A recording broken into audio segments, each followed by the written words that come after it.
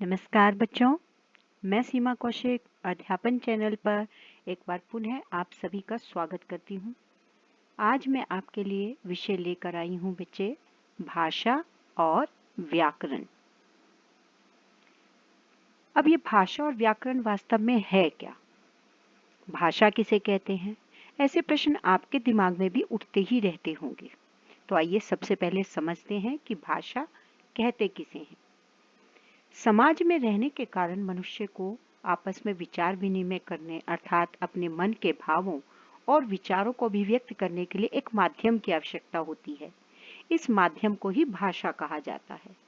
आदिम अवस्था में मानव भाषा के अभाव में केवल संकेतों से ही आपस में विचारों का आदान प्रदान करता होगा। धीरे धीरे ऐसा माना जाता है कि मानव विकास के साथ साथ ही भाषा का भी विकास हुआ होगा। इस दृष्टि से कहा जा सकता है कि मानव विकास का इतिहास भाषा के विकास को निरूपित कर देता है। अपने हृदयगत भावों को, हृदयगत कहते हैं बेटा जो मन के भाव हैं, उनको वाणी रूप में सार्थक मौखिक अभिव्यक्ति के लिए मनुष्य जिस साधन का उपयोग करता है उसे ही सामान्य शब्दों में हम भाषा कहते हैं। अब इस शब्द की उत्पत्ति कहाँ से हुई? भाषा शब्द की व्युत्पत्ति संस्कृत की भाष धातु से हुई है। भाष धातु का अर्थ क्या है? व्यक्त वाणी, या जिसे हम कह सकते हैं कि बोलना। अब परिभाषा इसकी जान लेते हैं। व्यक्त वाणी के रूप में जिसकी अभिव्यक्ति की जाती है, यानी जिन विचारों को हम अभिव्यक्त कर सकते हैं उसे ही हम भाषा कहते हैं।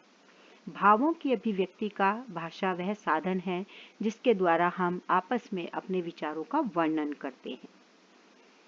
अब प्रश्न उठता है, तो क्या मुंह से उत्पन्न सभी ध्वनियां भी भाषा नहीं होती क्या? जी नहीं, भाषा कहलाने के लिए इन ध्वनियों का एक व्यवस्था में बंधा होना आवश्यक है।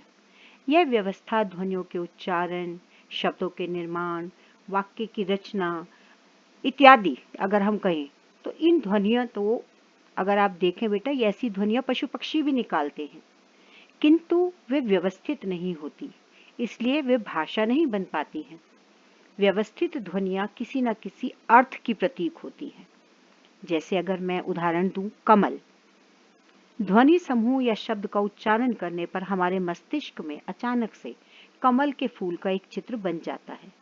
अब लेकिन यहाँ पर क्योंकि कमल हमारे दिमाग में एक चित्र बना चुका है, तो एक अर्थ में यह शब्द रूढ़ हो जाता है।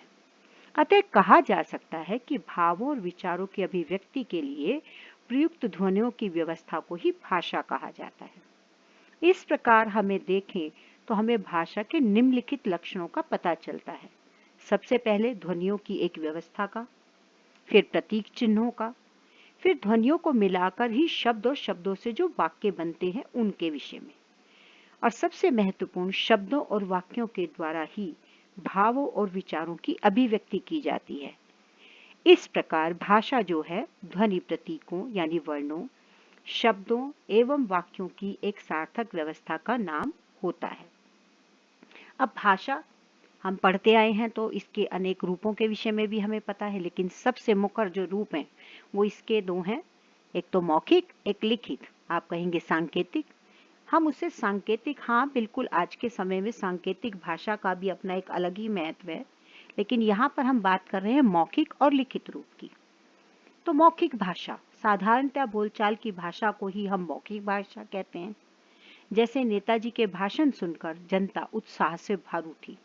यहाँ नेताजी ने भाषण कैसे दिया? मौखिक रूप से दिया, तो ये मौखिक भाषा का उदाहरण हो गया। अगला देखिए, लिखित भाषा।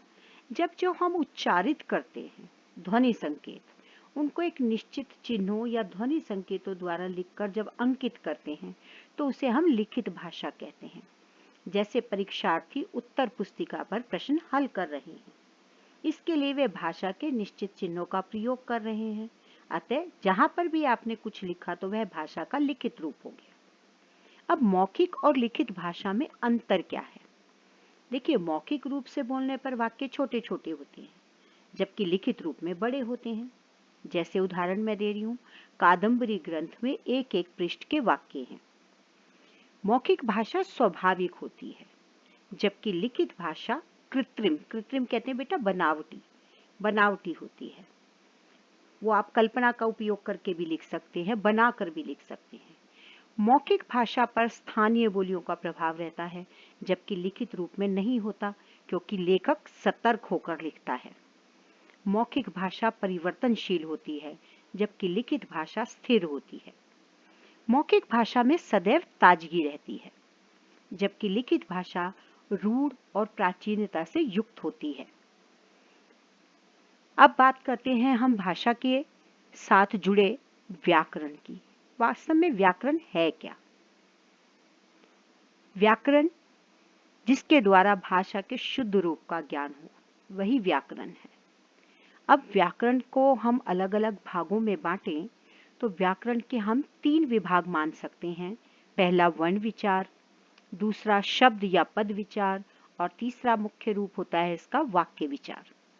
वर्ण जिसे कि हम भाषा की सबसे छोटी इकाई मानते हैं और जानते भी हैं कि जिसके और अतिरिक्त टुकड़े नहीं हो सकते, जैसे क, च, ट आदि। बात करते हैं शब्दों की। वर्णों के सार्थक समूह को ही हम शब्द कहते हैं। जैसे अगर कमल शब्द की हम बात करें तो कमल शब्द में क जमा म जमा ल, इन तीनों वर्गों के मिलाकर कमल शब्द बनता है। अब बात करते हैं हम पद की। वाक्य में प्रयुक्त जो शब्द होते हैं, व्यवहारिक रूप से अथवा विभक्ति युक्त शब्द को ही हम पद कहते हैं। जैसे राम ने रावण को बाण से मारा। इस वाक्य में आप ध्यान दीजिए, देखें तो राम ने रावण को बाण से और मारा, ये सभी पद हैं। अब बात करते हैं हम वाक्यों की। शब्दों के मेल से जहां पे पूर्ण विचार प्रकट होता है तो वह शब्द समूह वाक्य कहलाता है।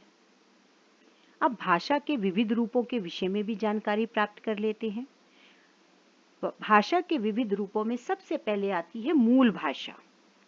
आज विश्व में बोली जाने वाली भाषाओं के मूल में भी एक ही भाषा रही होगी, ऐसा माना जाता है, भले ही अभी हमें उसका ज्ञान नहीं है। किंतु भाषा के पारिवारिक वर्गीकरण में अगर हम जाएं तो लगभग 10 भाषाओं को मान्यता दी जाती है। आधुनिक भारतीय आर्य भाषाओं की मूल भाषा भारोपीय परिवार से रही होगी। फिर आता है विभाषा। प्रांतीय या उपप्रांतीय आधार पर वर्गीकृत होने पर भाषाओं को विभाषा भी कहा जाता है। इन भाषाओं में शासन का कार्य संचालन भी होता है, जैसे पंजाबी, गुजराती, मराठी आदि। अब बात करते हैं हम बोली की। प्रांतीय स्तर के शासन कार्य के लिए प्रयुक्त न होने वाली मंडलीय स्तर पर स्वीकृत तथा जिसमें साहित्यिक रचनाएं भी होती हैं, उन भाषाओं को हम बोली कहते हैं, जैसे मगही, भोजपुरी आदि। अब बोली के विषय में जानने के बाद दिमाग में आपके प्रश्न उठ रहा होगा, तो उपबोली किसे कहते हैं? तो प्रत्येक व्यक्ति की भाषा में जब दूसरे व्यक्ति की भाषा से अंतर हो और वो व्यक्तिगत बोली ही सामूहिक रूप में प्रयुक्त होती है, वही उपबोली बनती है। उससे बोली और विभाषा की भी सृष्टि होती है। बेटा, भाषा की इकाइयां भाषा की निम्न इकाइयां ही होती हैं। अब बात करते हैं हम ध्वनि की। अभी हमने पीछे पढ़ा, क्या मुंह से निकलने वाली प्रत्येक ध्वनि ही भाषा है? उसका जवाब था नहीं। अब ध्वनि क्या है? हमारे मुंह से निकलने वाली प्रत्येक स्वतंत्र आवाज ध्वनि कहलाती है। भाषा के मौखिक रूप में केवल ध्वनियों का ही प्रयोग होता है। फिर मानक भाषा किसे कहते हैं? ये प्रश्न जरूर उठ रहा होगा आपके मन में। मानक भाषा को हम कहते हैं मानी हुई या भाषा का व्याकरण सम्मत रूप। उम्मीद करती हूँ बेटा, भाषा और व्याकरण पर आपका ज्ञान वर्धन अवश्य हुआ होगा। चलिए, आपका कितना ज्ञान वर्धन हुआ इसको जानने के लिए अब कुछ दिमागी कसरत की जाए। आपके सामने जो प्रश्न नजर आ रहे हैं उन्हें आपने देखा होगा बेटा। निम्नलिखित राज्यों की भाषाएं लिखिए। तो आपने मुझे कमेंट बॉक्स में लिखकर बताना है। पहला, जैसे असम की भाषा, पंजाब की भाषा, कर्नाटक की, गुजरात और जयपुर। उसके बाद प्रश्न है, निम्नलिखित में भाषा का कौन सा रूप है बताओ। वाद विवाद, एसएमएस, ईमेल करना, आपस में संवाद करना या मंच संचालन करना, ये भाषा के किन रूपों को प्रकट करते हैं? ये सब आप मुझे कमेंट बॉक्स में लिखकर अवश्य बताएं, जिससे कि मुझे पता चले कि आपको विषय कितना लाभदायक रहा आप लोगों के लिए।